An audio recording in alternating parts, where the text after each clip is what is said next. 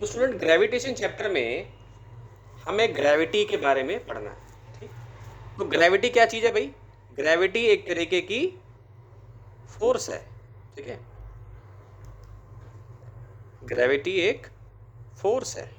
ठीक, तो सबसे पहले अगर हम इसका इंट्रोडक्शन देखें तो गैलीलियो ने हिस्टोरिकली सबसे पहले काम किया था।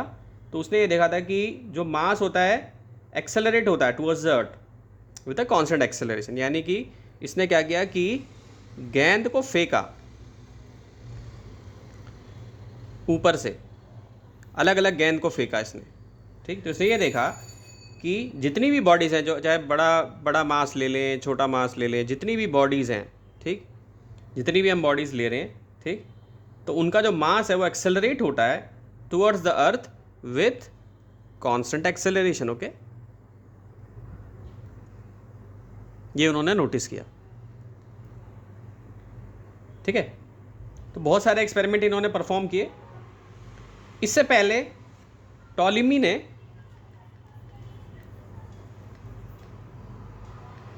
2000 साल पहले जियोसेंट्रिक मॉडल दिया।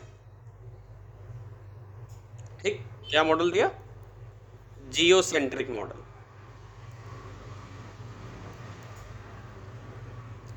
ठीक, तो जियोसेंट्रिक मॉडल जो था वो ये कहता था कि सारे जो प्लैनेट्स हैं वो अर्थ के चारों तरफ घूम रहे हैं।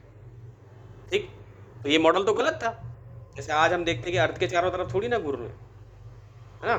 तो जियोसेंट्रिक मॉडल उन्होंने दिया। इन्होंने बोला कि सारे जो प्लैनेट्स हैं, स्टार्स हैं, वो अर्थ के चारों तरफ घूम रहे हैं, आज जबकि ये बात बिल्कुल गलत है। ठीक, और ये भी बोला कि जो ऑब्जेक्ट्स हैं वो सर्कल में मूव कर रहे हैं, तो ऐसा भी नहीं कि सर्कल में ये मूव कर रहे हैं। ठीक, उसके बाद हमारे जो इंडियन कुछ जो ऋषि मुनि थे, जैसे आर्यभट्टा थे, जो पुराने हमारे जो मतलब फिलोसफर थे हमारे, जिनको कि हम ऋषि मुनि बोलते हैं, वो भी एक साइंटिस्ट ही थे। तो आर्यभट्टा ने हेलियोसेंट्रिक मॉडल दिया। ठीक, हेलियोसेंट्रिक मॉडल किसने दिया? आर्यभट्टा ने। ठीक है, तो उसमें क्या बोला गया कि सन है सेंटर पे जिसके चारों तरफ प्लैनेट्स रिवॉल्व करते हैं। तो ये हेलियोसेंट्रिक मॉडल किसने दिया? यस, ये हमारे इंडियन साइंटिस्ट आर्यभट्ट ने दिया। तो इस पे एमसीक्यू बन सकता है। ठीक है, नाम पूछा जा सकता है आपसे, इस पे एक नंबर का एमसीक्यू बन सकता है।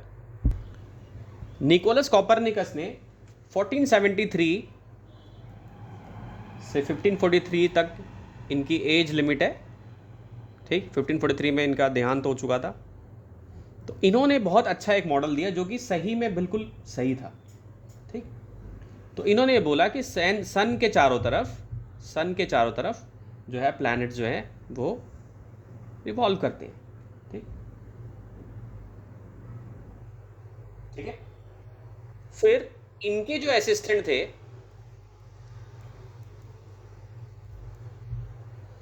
जोहानस केपलर,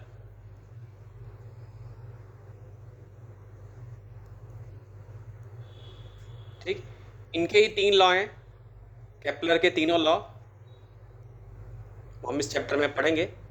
ठीक, तो इन्होंने 20 साल तक डेटा इकट्ठा किया और उस डेटा से कुछ रूल्स निकाले जो है। ठीक है, और न्यूटन ने भी इसका यूज़ किया। न्यूटन ने अपने लॉ को फॉर्मुलेट करने के लिए भी इस डेटा का जो इन्होंने लॉ बनाए थे उससे इसका यूज़ किया। हाँ बेटा, तो आर्यभट्टा और जो केपलर के जो लॉ हैं उसमें आर्यभट्टा ने कोई T square, direct semi axis का होल क्यूब, इस टाइप का लॉ कुछ नहीं बताया था। उन्होंने बोला था कि सन जो है ये सेंटर पे है। ठीक है, जोहानस केपलर ने 20 साल तक डेटा इकट्ठा किया, उस डेटा से फिर जो एनालिसिस किया, उस एनालिसिस से 3 लॉ बनाया। तो उन्होंने 3 लॉ बनाया, तो उसमें से पहला जो लॉ है केपलर का लॉ वो है लॉ ऑफ ऑर्बिट्स। ओके,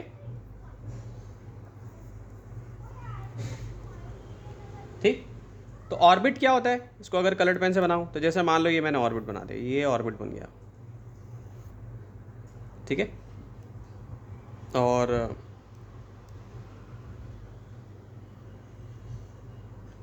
ये बी हो गया।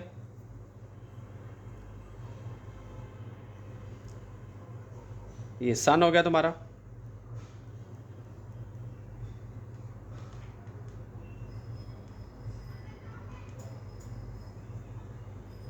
ये एस डैश हो गया, ये ए हो गया, ये 2b हो गया। ठीक है,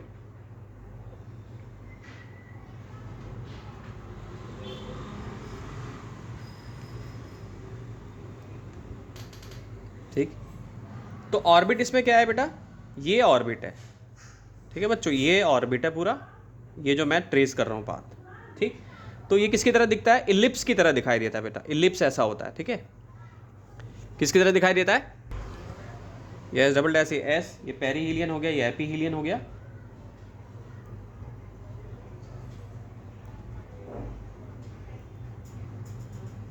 ये एपीहीलियन हो गया। याद रखने का तरीका है कि पास, ठीक है, सन के पास है ना बिल्कुल, एपीहीलियन दूर। ठीक है, तो इसको हम कह सकते हैं ये एपीहीलियन जो है सन से दूर है।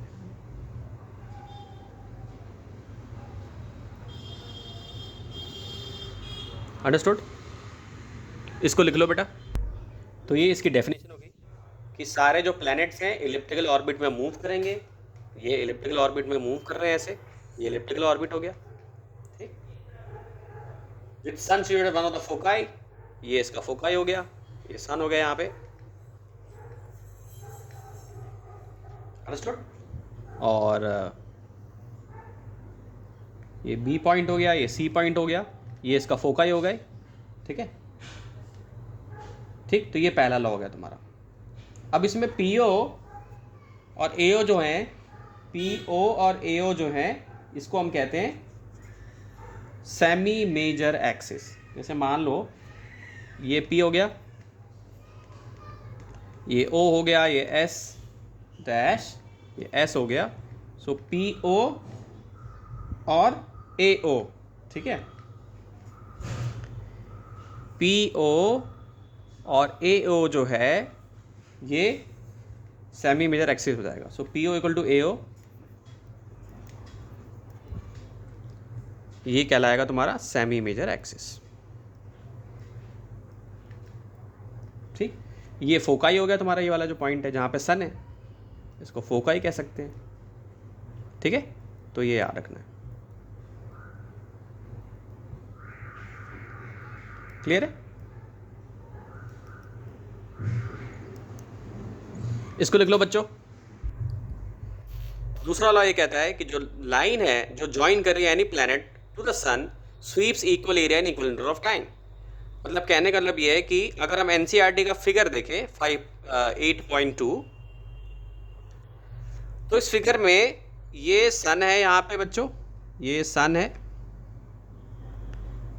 ठीक है, तो एक एरिया यहाँ पे बन रहा है, सबको दिख रहा होगा, एक एरिया यहाँ पे बन रहा है। Yes, sir.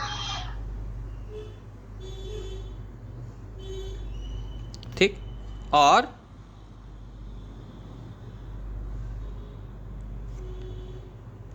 ये पी डैश है, ये पी है। ठीक, तो ये जो एरिया पूरा होगा ना, और ये जो एरिया होगा, ठीक, ये इक्वल होगा। ठीक है बच्चे, इस लॉ का यही मतलब है। ठीक, सर एक तो बार दोबारा बताना। बच्चे ध्यान से सुनो, ये जो एरिया मैंने डार्क किया है ना, अब इसको मैं रेड पेन से बना लेता हूँ। ये एरिया, मान लो कि एक प्लैनेट था, वो यहाँ से यहाँ मूव कर गया। ठीक है, मान लो उसने 2 घंटे लगाए, या मान लो उसने 20 दिन लगाए यहाँ से यहाँ मूव होने में। ठीक है, अब मान लो यही प्लैनेट यहाँ पर है, अब सन से दूर है, सन से दूर है ये। ठीक, अब ये यहाँ से यहाँ पर आया, तो जो ये एरिया कवर करेगा ना 20 दिन में, सेम ही कवर करेगा। ये भी यहाँ पे भी सेम, यहाँ पे भी सेम, यही इस लॉ का मतलब है। ठीक, तो ऐसा क्यों होता है, क्योंकि एक कॉन्सेप्ट होता है एंगुलर मोमेंटम कंजर्वेशन। ठीक, एंगुलर मोमेंटम कंजर्वेशन, यानी जो L की वैल्यू इस पॉइंट पे है, इस P डैश पॉइंट पे है, और यहाँ Q और Q डैश पॉइंट पे है या Q डैश पॉइंट पे है, L की वैल्यू सेम रहेगी। तो L का फॉर्मूला क्या होता है? mv into are.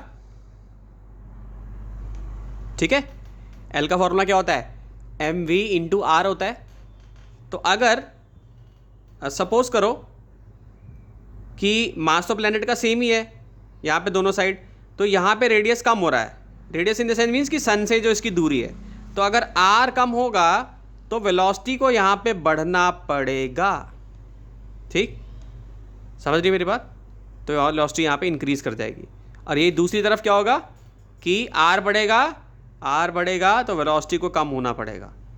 मतलब कि अगर यहाँ पे वैल्यू 100 हो रही है मल्टीप्लाई होके सारी चीज़ें, तो यहाँ पे भी वैल्यू 100 ही होगी बच्चे। समझ गए? तो एरिया जो होगा स्वीप करेगा equal area in equal interval of time.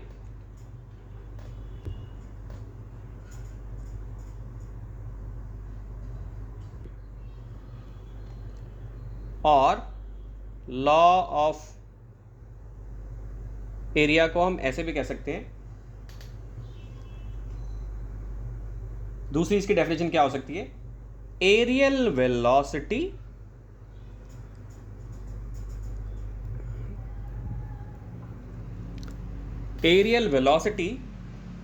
Area covered per unit time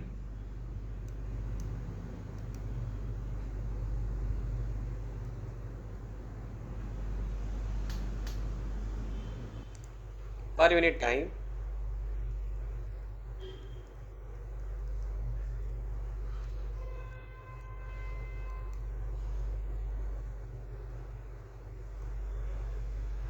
of a planet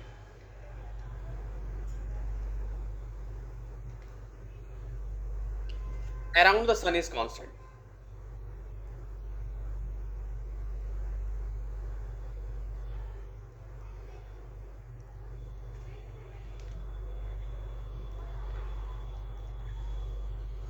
ठीक है, ये भी कह सकती हो, या इसको हम ऐसे भी कह सकते हैं, delta A by delta T का जो रेट है वो L अपॉन 2m के इक्वल है।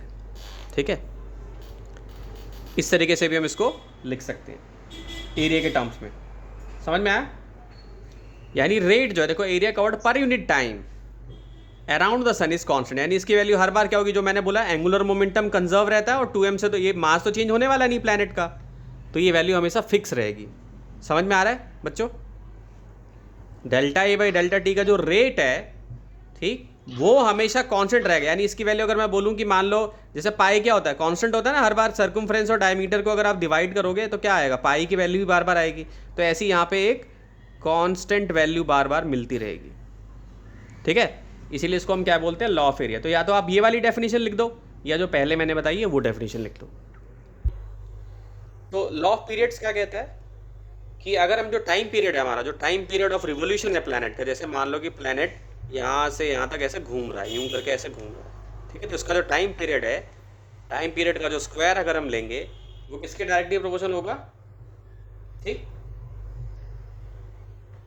आर क्यूब के, जिसमें आर क्या है? सेमी मेजर एक्सिस है। ओके, आर क्या है? Semi major axis. तो जैसे यहाँ पे सेमी मेजर एक्सिस क्या होगा? ये AP हो गया। तो मान लो ये 10 सेंटीमीटर है अगर AP पूरा, ऐसे ही मैंने जूम कर लिया है, 10 सेंटीमीटर नहीं होता, कभी भी बहुत ज़्यादा ही होता है।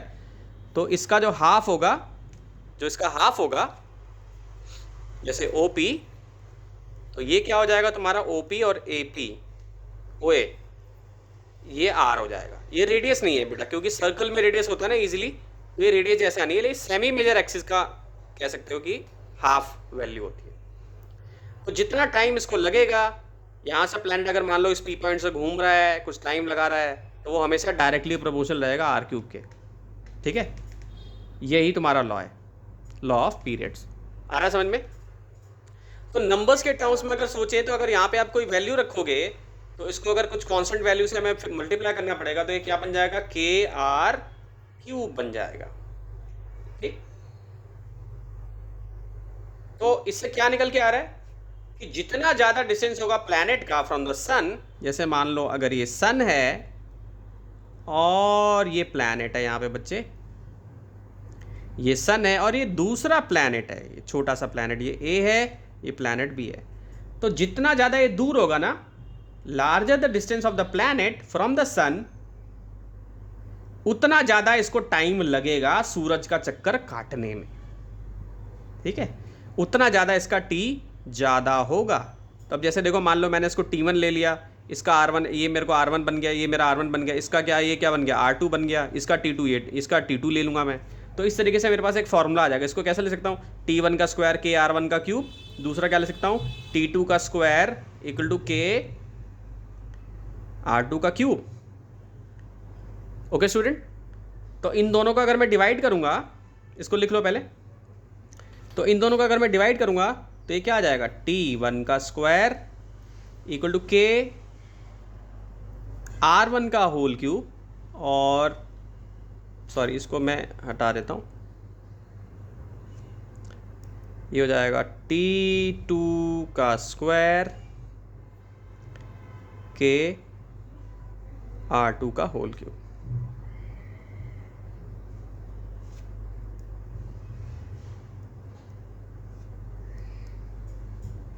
ठीक है, तो K से K कट जाएगा। ठीक, क्या बन जाएगा, T1 का स्क्वायर, फॉर्मूला क्या बन जाएगा, नया फॉर्मूला, इसको मिटा देता हूं अब। ठीक है, सबको समझ में आ गया होगा कैसे ये रिलेटेड है।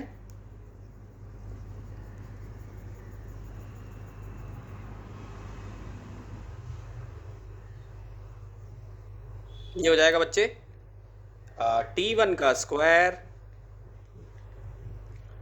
अपॉन T2 का स्क्वायर इक्वल टू R1 का होल क्यूब अपॉन R2 का whole cube.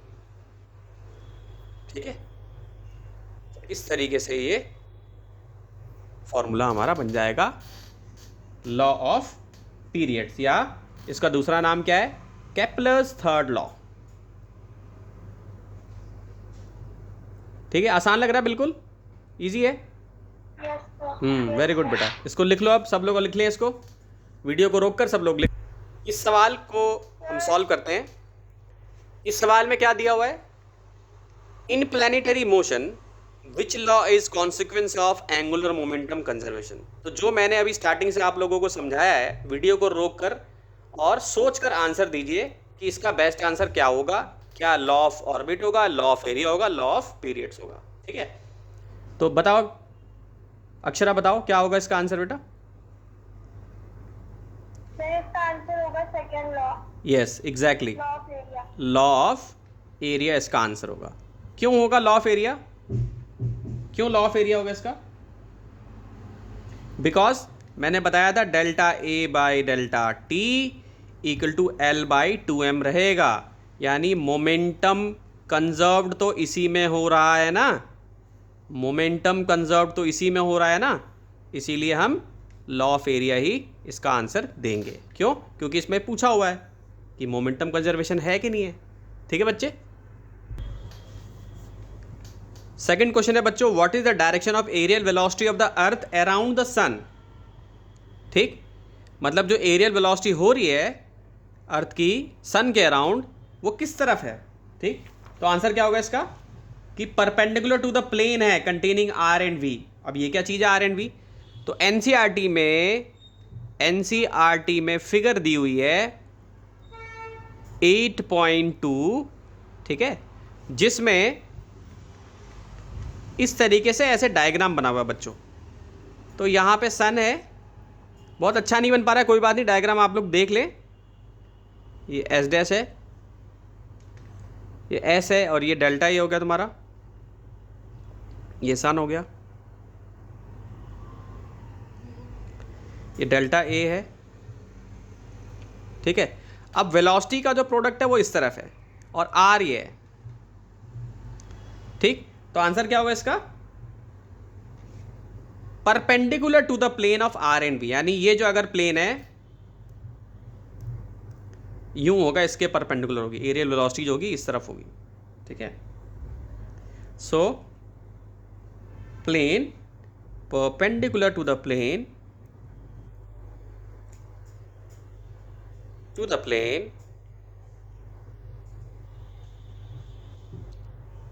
containing R and V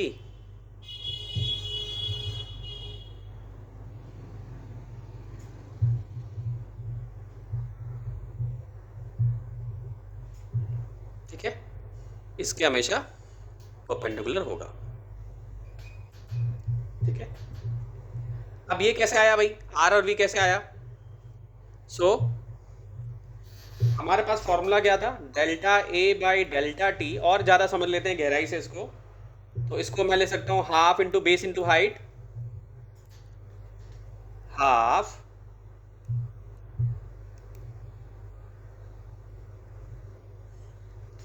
into base into height. ठीक है, ये क्यों लिखा मैंने, क्योंकि अगर आप ध्यान से देखो डायग्राम को, तो डायग्राम में एक ट्रायंगल सा बन रहा है, एग्जैक्ट ट्रायंगल तो नहीं बन रहा है, लेकिन हम इसको क्या कर दें, अगर हम स्ट्रेट कर दें तो एक ट्रायंगल जैसा बन जाएगा, ये एक छोटा सा ट्रायंगल जैसा बन जाएगा बच्चों। ठीक है, ये ट्रायंगल टाइप का बन जाएगा, एज्यूम कर लेंगे हम इसको। ठीक, तो बेस क्या है यहाँ पे, आर है, half into base into height लिख सकते हैं ऐसे, ये बेस हो जाएगा और ये हाइट हो जाएगा, तो half into base into height लिख सकते हैं। ठीक है, डेल्टा टी मैं बाद में दोनों साइड मल्टीप्लाई कर दूंगा मैं, यानी पहले क्या लिख दूंगा, हाफ, ठीक, यहाँ पे वेलोसिटी लिख लेता हूँ, ये आर नहीं है, वेलोसिटी यहाँ पे। ठीक है, हाफ इंटू डेल्टा वी और अपॉन में डेल्टा टी। ठीक है, ऐसे लिख सकता हूँ, ये एरियल वेलोसिटी मैंने लिखी है एरिया के साथ में जो है। तो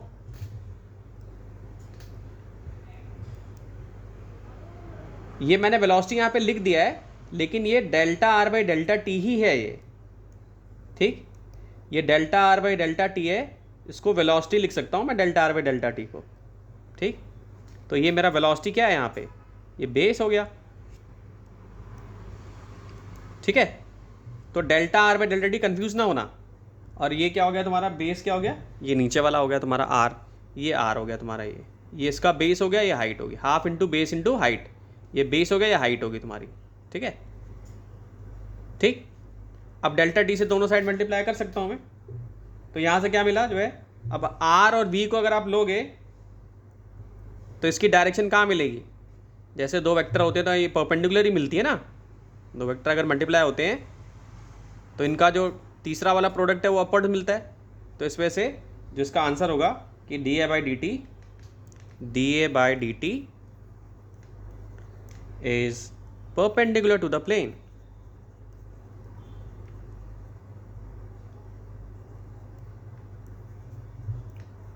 Plane containing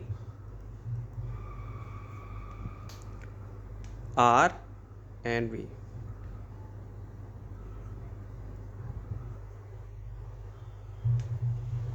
ठीक है, इसको लिख लीजिए बच्चों।